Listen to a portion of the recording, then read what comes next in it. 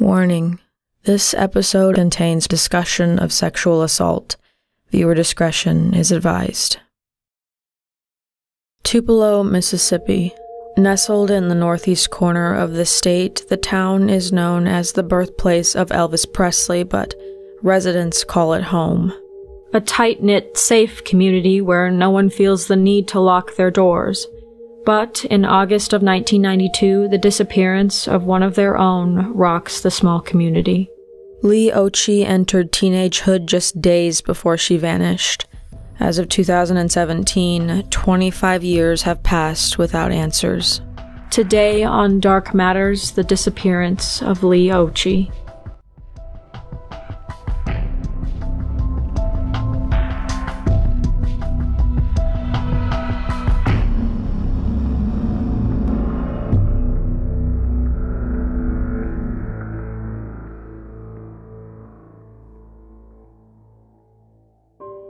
Vicki Felton met fellow military member Master Sergeant Donald Occhi while stationed in California, and they had an immediate connection.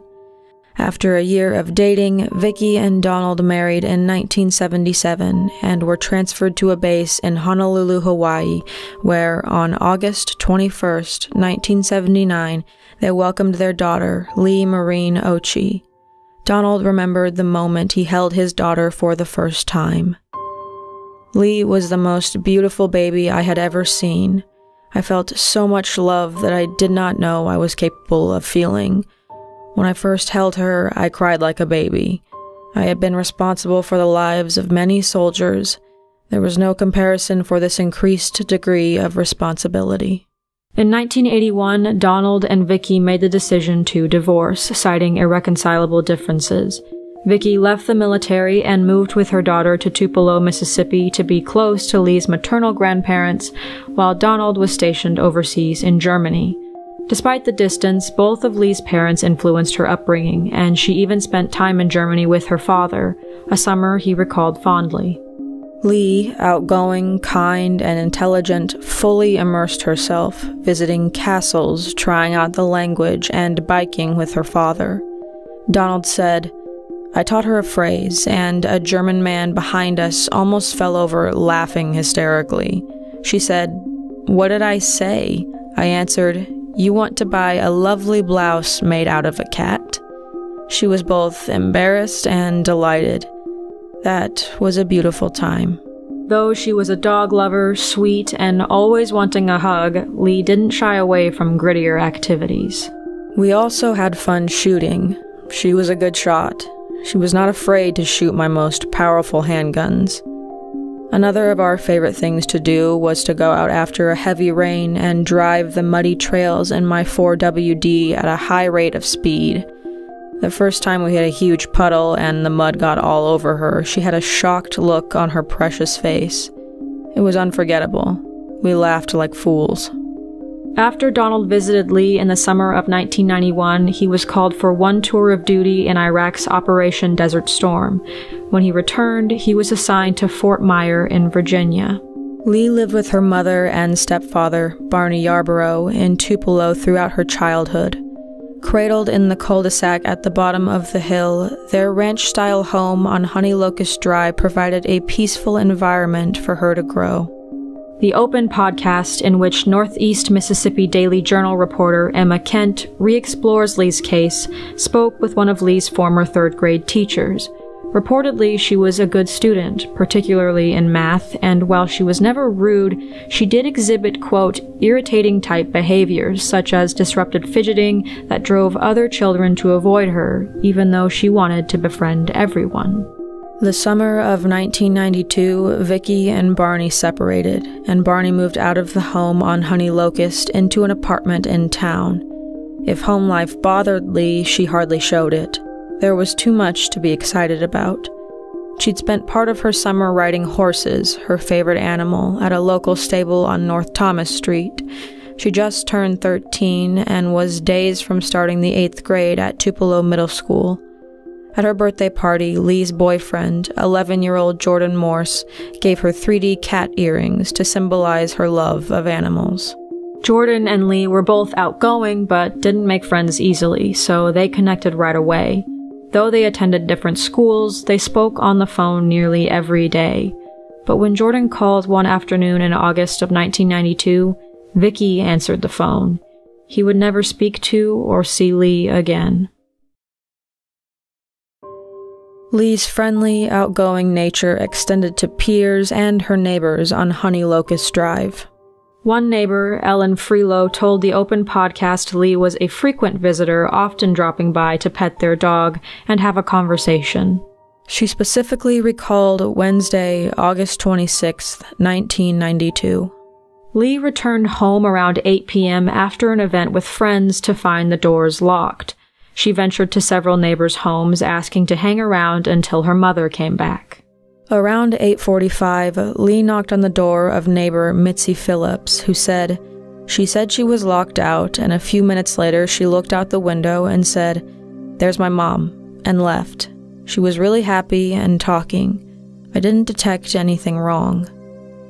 That night, Hurricane Andrew loomed over northern Mississippi after carving a path of destruction through Florida and Louisiana, leaving 180,000 people homeless.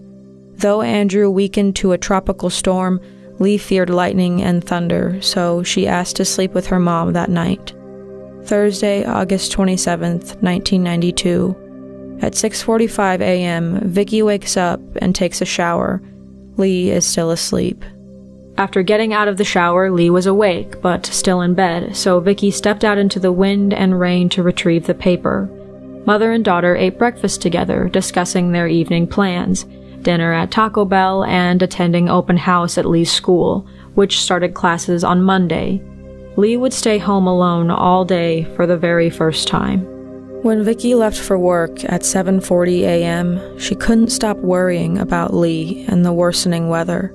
She later told authorities, "I don't remember if I put the garage door down. I do every day, so I'm sure I did, but I just don't remember that."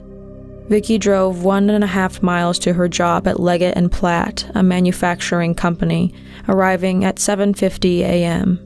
She put her boss's weather radio on her desk to keep updated, and as the minutes ticked by, conditions worsened. Vicky said, "The radio commentator was talking about the weather and the tornado watches or warnings or whatever it was, and the severe thunderstorms, and after that I decided I had better call home because I knew Leigh was really scared of the weather." At 8:30, Vicky phones home, lets it ring twice, hangs up, and calls again. This was Vicky and Leigh's special ring, to let one another know exactly who was calling. However, Leigh didn't answer on the second call. There's some discrepancy in what happens next. Some report Vicky left work immediately to check on her daughter, and others say she called her mother and asked her to check on Leigh. Regardless, Vicky's nerves took over, and she drove home herself. According to the Open podcast, Vicky arrived home at 8:45 a.m. and immediately she's on edge. The garage door hung open with the light on, meaning it was activated within the last several minutes. Vicky found one door unlocked, though all were secured when she'd left for work. Peering inside, she called for Leigh. No answer. Then she spotted the blood trailed throughout the house. Vicky frantically searched every room and checked the pool and shed in the backyard, but Leigh was gone. At 9 a.m., a panicked Vicky dialed 911 to alert authorities that her daughter was missing. People began arriving at Honey Locust Drive. Vicky's ex-husband, Leigh's stepfather, Barney Yarborough, and Leigh's grandmother, Marilyn Felton, then Rick Hammond, a local reporter who'd overheard the call on police radio, and finally, Tupelo police just minutes after the call. After surveying the interior of the home, officers phoned Police Chief Bart Aguirre, who, at the time, was Detective Bart Aguirre. Police were unsure if they were dealing with an injury, an abduction, or worse, but as the evidence unfolded, they feared the worst. Fresh blood found in the house was still wet to the touch. In the hallway, in Leigh's room, on the door frame, and in the master bathroom. Police tested the blood, all O positive. Leigh had blood type A or O, and DNA testing was in its infancy at the time, so authorities worked under the assumption that it was her blood. They felt foul play likely led to an injury. Blood spatter and hair lined the interior doorframe facing the kitchen, and close by in the hallway was a pool of blood. Aguirre said the blood painted a gruesome picture. There was evidence there that would lead one to believe that Leigh Occhi's head struck that doorframe, received an injury, and laid there on that carpet and bled. There was quite a bit of pooling of blood, probably about the size of my fist, and it was still wet. But they couldn't certainly say this happened. A barely visible, quote, pink haze covered the master bathroom countertop, which struck investigator Aguirre as odd, as he didn't believe a random criminal would waste precious time he could be using to escape to attempt to clean blood off of a counter, especially when there was blood throughout the rest of the house. In Leigh's bedroom clothes basket, police found her blood-stained bra and nightgown. Detectives thought the blood possibly dripped down from an injury above the shoulders, while web sleuthers have suggested the perpetrator used the nightgown to clean up the blood in the bathroom. No photos of the nightgown were released, so it's difficult to say either way. Vicky noticed several items were missing from the home. Absent was an old sleeping bag, Leigh's new birthday underclothes, and her reading glasses. These were the only items taken, so investigators believe this wasn't a robbery-motivated intrusion. According to Vicky, Leigh was still wearing the nightgown, later found bloody, when she'd left for work, so based on what was missing from her daughter's closet, she concluded what Leigh wore when she went missing. Tupelo police found no signs of forced entry, likely meaning Leigh opened the door to her attacker. Because of this, Vicky and her family felt Leigh knew whoever came to the door. She wasn't the type to interact with a stranger while home alone. Jordan Morse got off the bus and eagerly rushed to his house to call Leigh for their afternoon talk. But instead of Leigh, Vicky answered and said, "We don't know where she is. We can't find her." Jordan remembers the day in grave detail. "I didn't get it. We were watching the 6 p.m. news, and that's when I got the picture, talking about blood all over the door facing in the house, because none of those concepts had ever entered my life, and it definitely shocked me." A couple of days passed before Don found out his daughter was missing and in danger. "It felt like someone punched me in the stomach. Initially, I thought that she may have run away, so I did not go to Mississippi right away. For days, I walked around in a daze and kept thinking about getting my .45 pistol and going to Tupelo and killing someone. But I did not know who to kill. I still don't." From the evidence, Tupelo authorities couldn't tell if Leigh left the house on foot or in a vehicle. The perpetrator had an hour to an hour and a half to enter the home, injure Leigh, attempt to clean up, and remove the girl from the premises. They thought she and her attacker couldn't have gotten far, and the search for Leigh Occhi began. 12 patrolmen armed with bloodhounds ventured out into the torrential rain, calling out for Leigh. They scoured a 10-foot ditch running along the property before fanning out across 80 acres of brush and trees. After covering a half-mile radius, it's clear the bloodhounds' performance was hindered by the rain.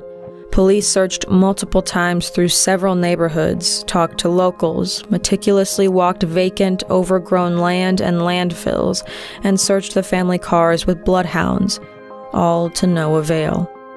Citizens joined the search, and on Friday and Saturday, helicopters conduct aerial searches, and people dig through dumps and landfills. On September 1st, Tupelo police create a special task force for Leigh's case. 1 week later, a $1,000 reward is posted for information. September 6th, Donald Occhi takes an emergency month-long leave and arrives in Tupelo to search for his missing daughter. 3 weeks after going missing, the reward money doubles and the crime scene at Honey Locust Drive is officially sealed off. Don Occhi found this suspicious, but Aguirre claims that the only people allowed in the crime scene were investigators. Vicky and her parents spoke with the officers the day of Leigh's disappearance, but were confined to a small area of the kitchen. Sadly, October 4th marked the end of Don Occhi's leave, forcing him to return to his base in Virginia without answers. August became September, and September dragged into October, and an unspoken fear permeated search parties. They were likely looking for a body instead of a missing girl. Vicky hired a private investigator to supplement the ongoing investigation, but nothing came of it. Leigh was nowhere to be found, but her captor, or killer, might still be lurking in Tupelo. Authorities questioned the family and conducted polygraphs with the 3 adults in Leigh's life: her father, stepfather, and mother. Before we delve further, however, it's important to mention that polygraph tests do not provide hard, inarguable results.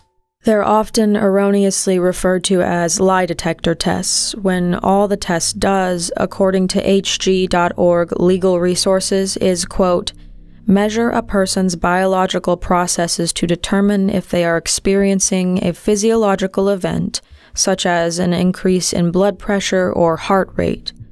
The logic is the body has an almost imperceptible but measurable physiological reaction to the stress of constructing a lie. While the idea, in theory, sounds great, there are too many interfering factors. If the subject is nervous or has learned to control or combat any physiological effects of lying, then it can result in a false positive or negative that mistakenly implicates or exonerates the subject from the crime in question. According to Legal Match, in the United States, no one in any state can be legally forced to take a polygraph test. It is absolutely forbidden for law enforcement or employment uses in Texas and New York.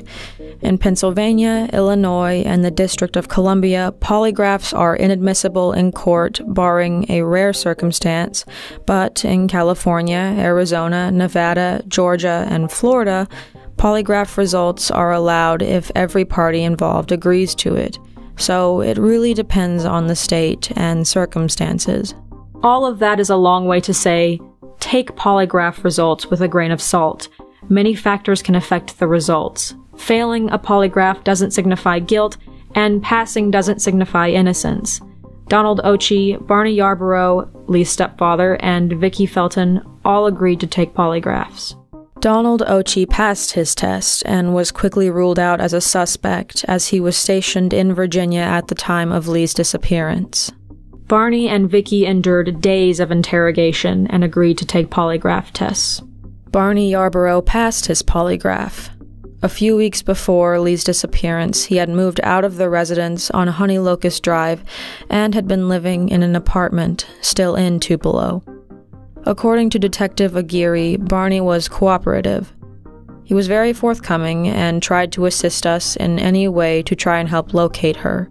He would join us any time we went out to search fields and woods. He was always willing to assist and to help. Barney passed away years later, and authorities don't consider him a suspect. Vicky Felton showed deception in her polygraph test, which was administered by Tupelo police hours after her daughter vanished. The FBI offered her polygraph tests on 2 more occasions within a week or 2 after the disappearance, each time with a different test conductor. Each time, deception was detected in the results. Vicky expressed that the authorities wouldn't be doing their job if she wasn't heavily questioned. On the results, she said, "I couldn't tell you why. They measure changes in your body, and when your daughter has gone missing and they strap you up to things, I can't imagine anyone's body not reacting." Detectives have never named her a suspect, but still say she's a person of interest. Jordan Morse, Leigh's boyfriend, revealed to the Open podcast that authorities never sought him out for questioning. He was 11 at the time and at school, but Jordan found this strange since his number would have showed up on Leigh's phone records nearly every day. Investigators were tight-lipped concerning the case's progress, likely fueling local gossip. Whispers circulated that a local doctor buried Leigh's body in a barn in Tupelo. The unsubstantiated rumor intruded upon the actual investigation so much that Police Chief Billy White instated a gag order on his officers. Any officer not actively working Leigh's case caught talking about it would be punished with a 2-week suspension. Northeast Mississippi Community College student Philip Copeland was working the drive-thru in a Booneville, Mississippi McDonald's when a blue truck pulled up to the window. Inside was an older black man and a young girl Philip thought resembled Leigh. However, authorities tracked down the man and the truck and confirmed it was not connected to Leigh Occhi. Promising leads were few and far between, but a disturbing development arrives in an envelope at Honey Locust Drive. On September 9th or 11th, 1992, Vicky received an envelope addressed to her ex as B. Yarborough. Honey Locust was misspelled, and the 6 29-cent stamps, each showing a heart with the word love inside, was 2 times more postage than needed. When Barney opened the envelope, all that was inside was Leigh's reading glasses, which were missing from the house the day she vanished. Vicky confirmed that they were her daughter's glasses. The letter was postmarked in Booneville, where the previous false sighting was, about 31 miles north of Tupelo. Both the Mississippi State Lab and FBI analyzed the envelope and glasses. The stamps were wet with water, and no other DNA was found, and there was no letter within. Both police and Donald Occhi think the glasses were meant to throw off the investigation. Regardless, the implication was grave. Someone close by likely knew what happened to Leigh. Donald Occhi took great lengths to ensure his daughter's case wasn't forgotten. After printing out posters and distributing them to bus service and interstate truck drivers, he enrolled her information to the National Center for Missing and Exploited Children and Child Quest. Then he took to TV shows, 2020, an unnamed Japanese crime show, and the Geraldo Rivera show, where he made a shocking accusation. Someone in the family was involved in his daughter's disappearance. The show aired in February of 1996, and Vicky's mother, Marilyn Felton, happened to catch the program and told the Daily Journal that Donald's accusations were, quote, way off base. But Donald didn't give up. He even turned to psychics for help. He said, anybody who's had someone missing would do the same thing. You've got nothing to lose. All of the psychics claimed a body of water was somehow connected to Leigh's body, but ultimately, according to Enterprise Journal, these efforts, quote, drained Donald of optimism and cash. November 2nd, 1993, 14 months after Leigh was last seen alive. 18-year-old local farmer Ray Jantz was walking through his soybean field when he spotted a human skull with only 4 teeth intact. At the time, the state medical examiner's office used a contract dentist to help with dental identification. Emily Ward, the state medical examiner, received stunning news from that contract dentist. The skull belonged to missing 13-year-old Leigh Occhi. Local papers broke the news to Tupelo. Not long after, Leigh's dentist contacted the medical examiner to ensure that Leigh's most current dentals were used to identify her supposed remains. Turns out, they weren't. Upon second examination, the skull actually belonged to a missing 27-year-old named Pollyanna Keith, and the medical examiner had to retract her conclusion. Donald and Vicky were equally outraged. Donald called it the most difficult time during the entire horrific ordeal, and Vicky wrote a letter to the Hattiesburg American, which was later published, saying, if my daughter's dentist, Dr. Richard Warner, had not personally intervened and contacted authorities himself to verify that the records they used were the most current, the misidentification might never have been realized.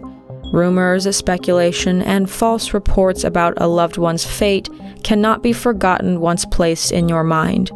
Believe me, little can be done to ease the pain and suffering families experience in these cases, but we surely do not need the state of Mississippi to compound them with incompetence. After years of poring over the case, Tupelo police decided to re-examine an area of Leigh's former backyard. Around the time she went missing, the Tupelo Public Works Department was installing large rocks, also known as riprap, in a ditch at the end of Honey Locust Drive for drainage control. When Leigh vanished and Hurricane Andrew came through, the work halted, and no rocks were installed in the stretch of land between Vicky's property and the drainage ditch. They were later installed, however, so authorities wondered if Leigh was possibly in a shallow grave the workers had unknowingly covered with riprap. They dug up the area and brought in special scent dogs who could smell a body beneath the ground or vegetation growth from a body 13 years after the fact. There was no trace of Leigh, and the case has since been cold. Robbery gone wrong, a random kidnapping, the premeditated work of a pedophile. When it comes to Leigh's case, almost anything is possible. But two theories are discussed online most often. Theory number 1. Leigh's mother, Vicki Felton, was somehow involved in her daughter's disappearance. It has been rumored that Vicki was abusive. The Open podcast spoke with former classmates who alleged that Leigh sometimes showed up to school in a somber mood or with bruises and a black eye, which Leigh brushed off, saying the injuries came from being hit on the nose with a horse apple at the local stables. Vicki said Leigh's medical records corroborated that claim. No one questioned this since Leigh loved horses and spent much of her time with them.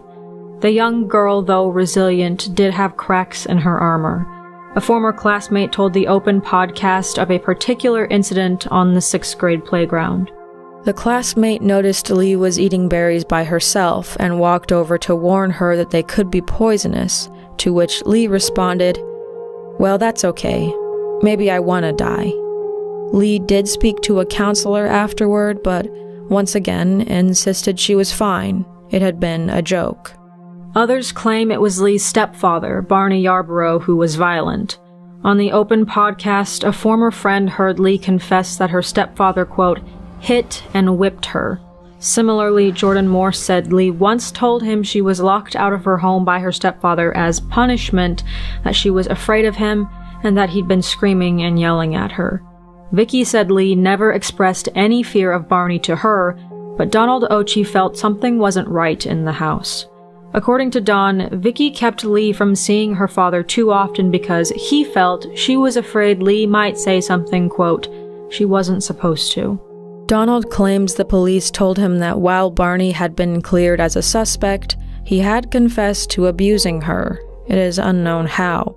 Detective Aguirre said they never found any evidence of abuse, and it is unknown who Don spoke to that claimed Barney allegedly confessed to abusing Leigh. It's important to remember that these are all hearsay. No abuse claims by Barney or Vicki has ever been substantiated, despite suspicions. Others' focus falls on Vicki's behavior after Leigh disappeared. Some reports say Vicki was cooperative, while others allege she was aloof and wasn't forthcoming. Several factors in her story struck authorities as strange. According to the timeline, after pulling into the driveway at 8:45 a.m., it took her 15 minutes of searching for Leigh before she called police at 9 a.m.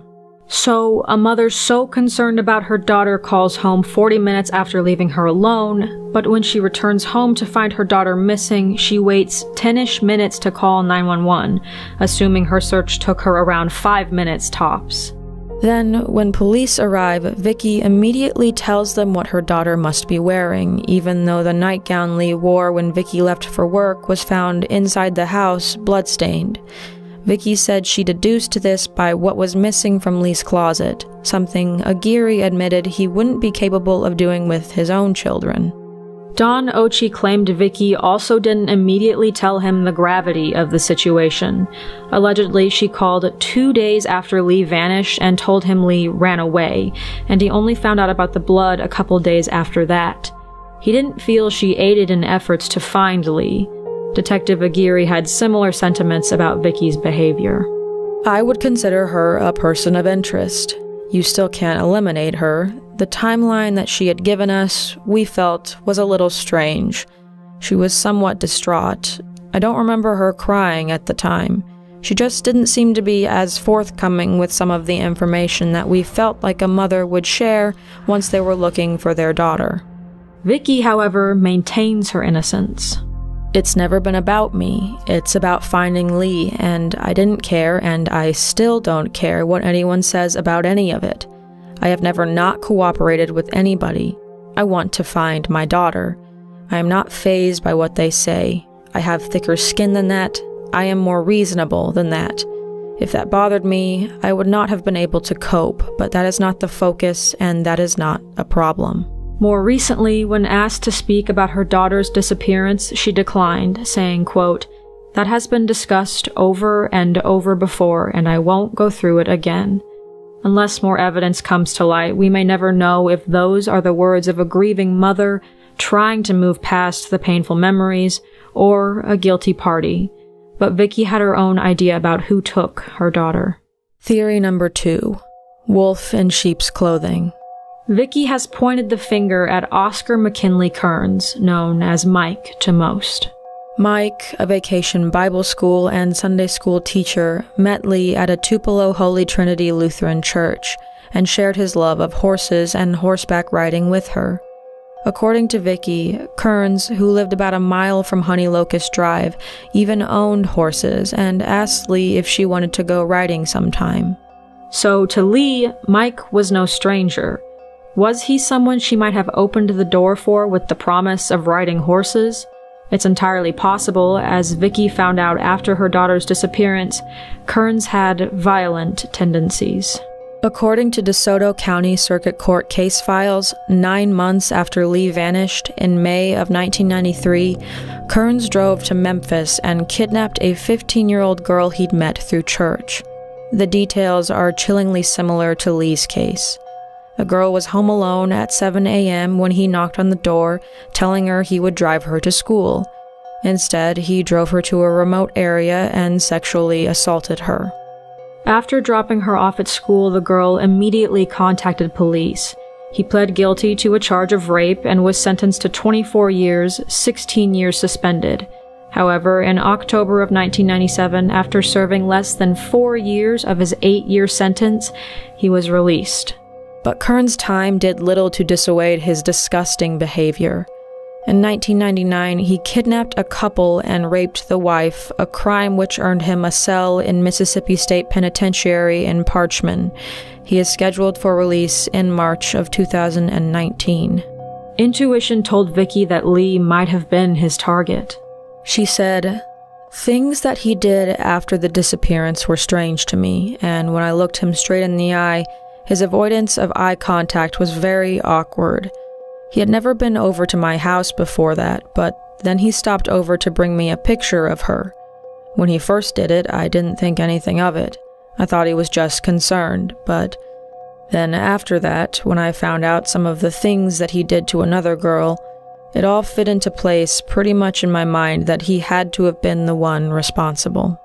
Tupelo and FBI authorities attempted multiple times to speak to Kearns about Leigh's case, but in each instance, he refused to talk. His lawyer, Joey Langston, rejected an offer for a polygraph. Because investigators had no solid evidence to tie him to the missing girl, the lead quickly died off.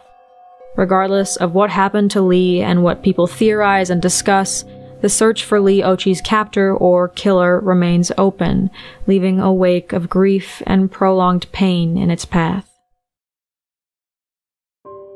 Tupelo has never forgotten little Leigh Occhi's case, despite the ups and downs in progress.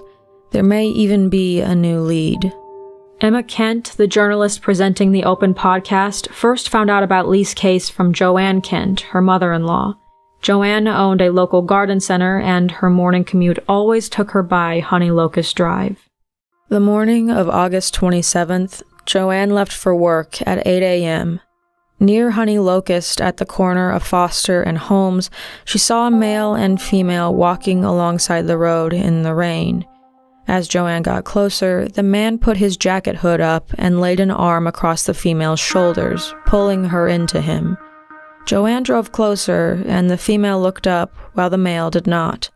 The female did not appear to be injured, but seemed frightened. Joanne almost slowed and asked them if they needed a ride, but something felt wrong, so she continued by, glancing back every so often in the rear view until she reached the next stop sign, at which point they were gone. After news broke of Leigh's disappearance, Joanne said she called the non-emergency police number and told them what she'd seen. She was told someone would contact her to get further details about what she'd witnessed, but Joanne never heard from anyone.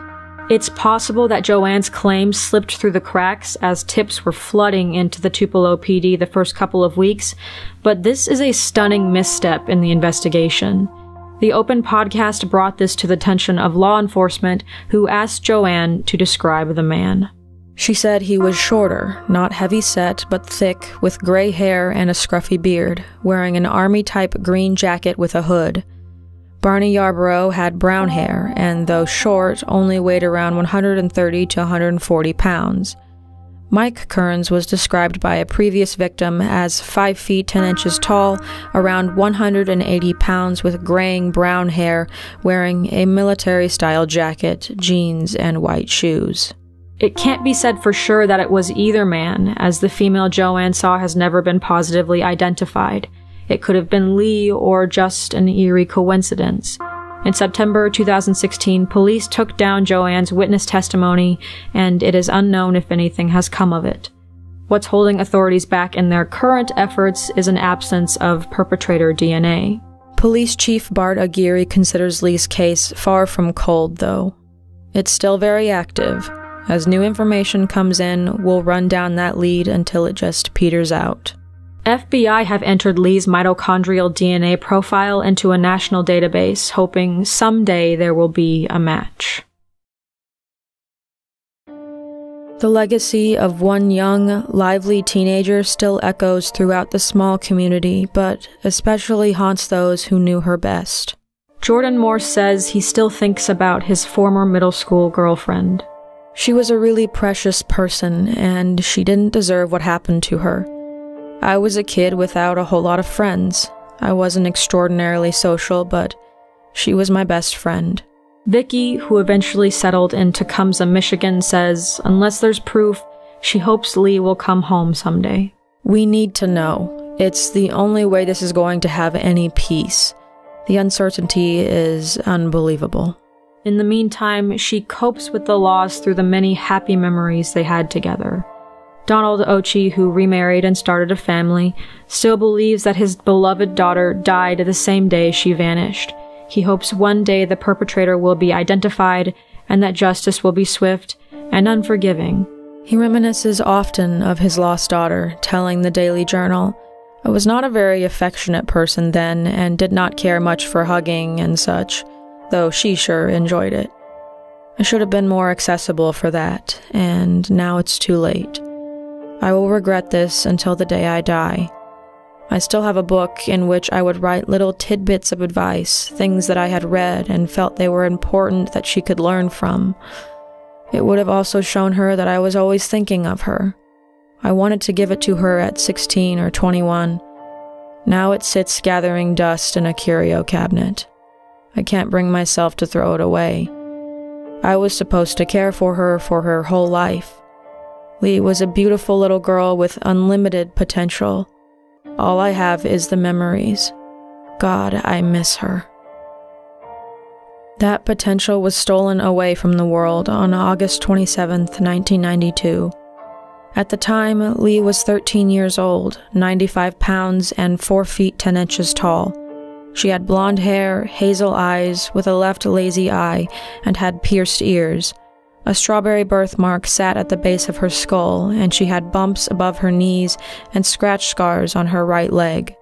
She wore large, round eyeglasses and possibly still wears glasses. According to Vicky, she was wearing a nightshirt and green and yellow boxer shorts when she disappeared. If alive today, she would be 38 years old. A $1,000 reward is being offered by the Crime Stoppers of Northeast Mississippi for information leading to an arrest, in addition to an undisclosed reward from Vicky Felton. If you have any information on Leigh's disappearance, please contact the Tupelo Police Department at 662-841-6491 or the Federal Bureau of Investigation at 202-324-3000. Special thanks to the Patreon family. The names you see on screen are just some of the people who financially contribute to this channel. Whether they are passionate about cases like Leigh Occhi's or the other dark content on this channel, their support cannot be overstated. If you are interested in supporting the channel, information is in the description, but even if you only continue to support by watching, thank you. Thank you for giving Leigh's case a moment of your time, and my heart goes out to her family and friends.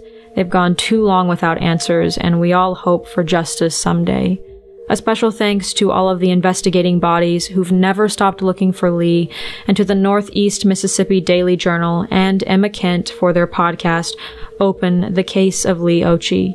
A link to the 6-episode podcast and all other sources can be found in the description. No matter what you choose to believe or what you speculate, I ask you only for respect in the comments below, and remember, though these may be dark matters, the darkness always matters. Thank you for watching the video. Exposure to cases such as Leigh's is highly important, and thank you all for your continued support and for always receiving these cases openly and respectfully. Stay safe, friends, and have a good night.